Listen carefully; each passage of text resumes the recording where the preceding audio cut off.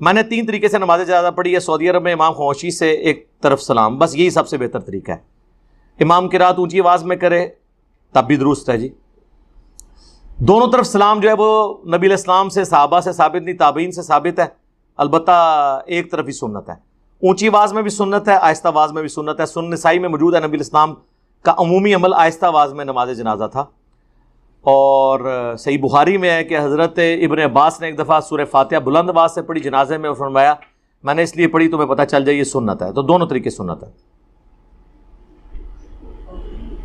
अहले सुन्नत के पीछे इमाम खामोशी से, और दोनों तरफ वाला ठीक नहीं है, खामोशी वाला ठीक है, एक तरफ होना चाहिए।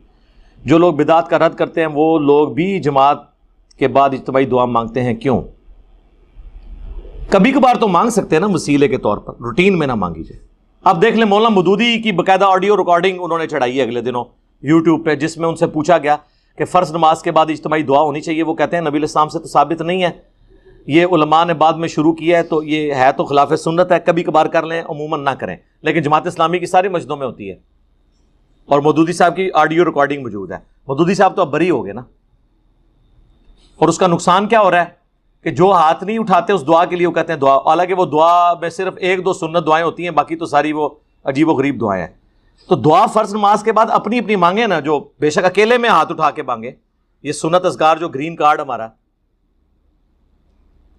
कम से कम 17 अज़कार इस पे लिखे मैं फ़र्ज नमाज के बाद के, वो पढ़े। अली भाई अस्सलाम वालेकुम। वालेकुम सलाम। हलाला की शरई हैसियत क्या है? हराम है जी हलाला।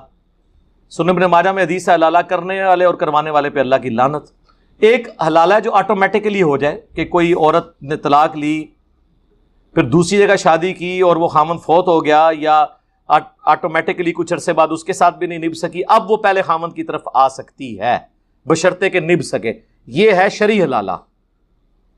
प्री प्लान हलाला हराम है, इवन हनवियों के नज़दीक भी हराम है। लेकिन हलाला निकालने वाले सारे मौलवी होते बरेलवी देवबंदी हैं, हनफी।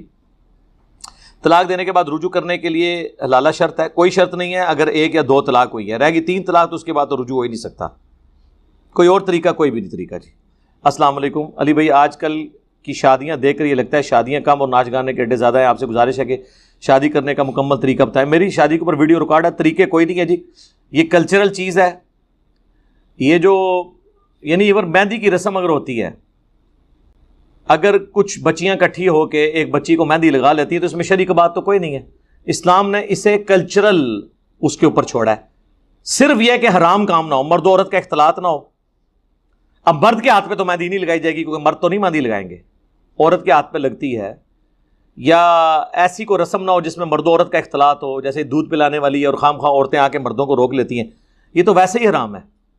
तो बस इस्लाम में शादी की कोई इस तरह की डिटेल्स नहीं है, सिर्फ निकाह है और उसके बाद रुखसती है। उसमें जो आपकी अपने इलाके की एक्टिविटीज़ हैं वो आप करें। बस सिर्फ ये है कि उसमें कोई चीज़ ऐसी ना हो जो हराम हो, वो आप खुद फैसला कर सकते हैं, कोई इतना बड़ा मसला नहीं। बाकी ये कहना कि जी वो मस्जिद में शादी होनी चाहिए, कोई ज़रूरी नहीं। नबी अलैहिस्सलाम की कोई सारी शादियाँ मस्जिद में तो नहीं निकाह हुए हैं, तो ये लोगों में मशहूर है।